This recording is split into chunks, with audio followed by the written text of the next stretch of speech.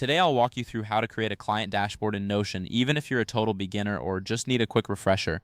By the end of this guide, you'll know exactly how to set up a functional and visually appealing dashboard so you can manage your client projects more effectively. Let's dive right in. First, open your Notion page. This is where all the magic begins. If you're unsure where to find it, just look for the Notion app on your device or access it through your web browser. Once you have your Notion page open, locate the Add a Page button on the left-hand side of the screen. This button is your gateway to creating something new. Click on it to start a fresh page for your client dashboard. Now that you have a blank canvas, click on the Templates option. This will give you access to a variety of pre-designed templates that can save you time and effort. Next, navigate to the Notion Marketplace by clicking on Templates again. This is where you can explore even more options tailored to your needs. In the search box, type Client Dashboard. This will filter the templates specifically designed for client management. Don't worry if your dashboard looks slightly different. The layout may vary based on updates or versions.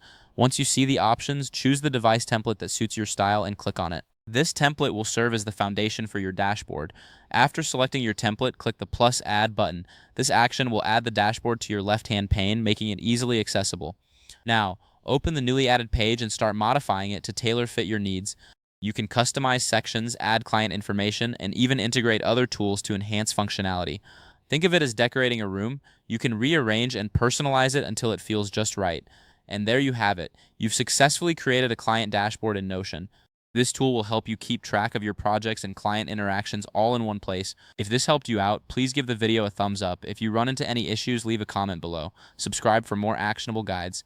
Thanks for watching.